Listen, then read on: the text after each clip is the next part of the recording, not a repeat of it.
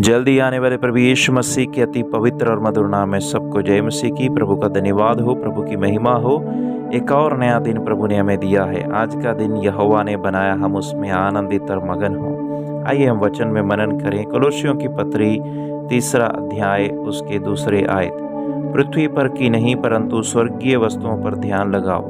प्रभु इस वचन के पढ़े जाने में आशीष दे। संत पौलुस कोलोसियों की कलीसिया को ये संदेश देते हुए कि जब हम मसीह के साथ गाड़े गए, जब हम मसीह के साथ जिलाए गए, तो फिर अभी हम दुनिया में जैसे पहले हमारी पहचान थी वैसे नहीं है। हम पहले जैसे नहीं है। दुनिया की नज़र में जो पहले हम सोचे जाते थे, जो समझे जाते थे, वो अब नहीं है। हम नए मनुष्य बन चुके हैं, क्योंकि 3 अध्याय उसके 10 आयत में भी लिखा गया, और नए मनुष्य तब को पहन लिया है जो अपने सृजनहार के स्वरूप के अनुसार ज्ञान प्राप्त करने के लिए नया बनता जाता है। यानी अभी हम पुराने नहीं हैं, हमें कुछ भी पुराना नहीं रहा। क्यों? क्योंकि हमने यीशु के ऊपर विश्वास किया, यीशु को अपना प्रभु मान लिया।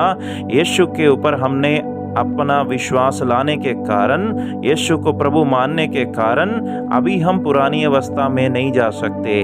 अभी हम पुरानी अवस्था में पड़े नहीं रह सकते, क्योंकि प्रभु ने हमें नया कर दिया है। इसलिए हम नएपन की ओर होते हुए, नएपन में बने रहते हुए हम स्वर्गीय वस्तुओं की ओर ध्यान लगाएं। पहली आयत जब हम पढ़ते हैं 3 अध्याय में, वहां पर लिखा गया स्वर्गीय वस्तुओं में खोज में हो।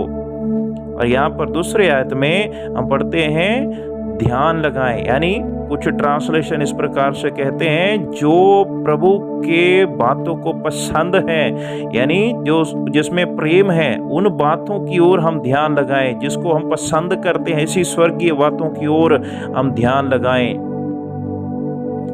कोई भी बुरी बात, कोई भी बुरा काम, कोई भी ऐसे बुरी चाल जो प्रभु के वचन के मुताबिक नहीं है, वो स्वर्गीय वस्तु नहीं हो सकती है।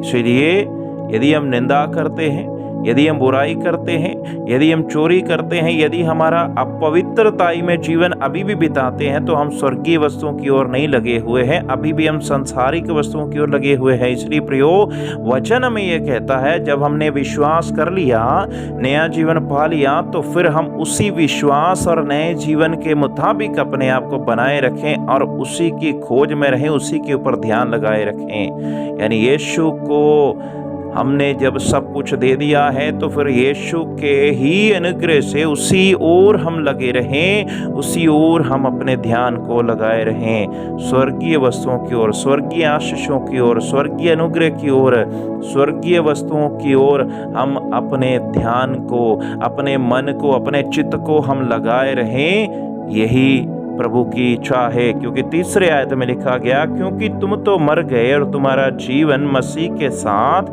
परमेश्वर में छिपा हुआ है। यानी दुनिया के सामने हम मर चुके हैं, शारीरिक रीति से नहीं।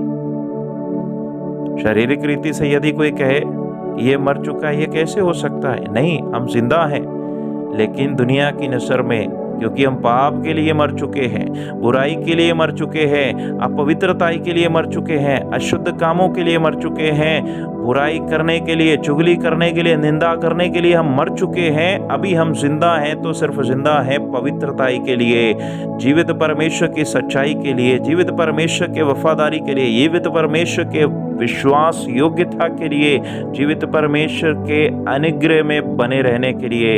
इसीलिए हम उसी के ऊपर ध्यान लगाए रहें। यही स्वर्गीय वस्तुएं हैं जो प्रभु को भाती हैं, जिनमें प्रभु का अनुग्रह है। हम उसके ऊपर ध्यान लगाए रहें, हम उसके ऊपर अपने आप को बनाए रहें, ताकि जैसे 4 आयत में लिखा गया, जब मसीह जो हमारी जीवन है प्रकट होगा, तब तुम भी उसके साथ महिमा सहित प्रकट किए जाओगे। जब मसीह प्रकट होगा, मसीह जल्दी आने वाला है, यीशु जल्दी आने वाला है। जब वो प्रकट होगा, हम भी महिमा के साथ प्रकट होंगे। जब हम महिमा के साथ प्रकट होंगे, हमारे लिए एक आशा है, हमारे लिए एक उत्तम इनाम रखा हुआ, तो फिर हम व्यर्थ की बातों के ऊपर क्यों ध्यान लगाना है? हम फिर उसी ओर ध्यान लगाए रहें, हम फिर उसी ओर अपने मन को, अपने चित्त को लगाए रहें। हमारा प्रेम, हमारा लगाव, हमारा ध्यान सिर्फ और सिर्फ स्वर्गीय वस्तुओं की ओर होना चाहिए।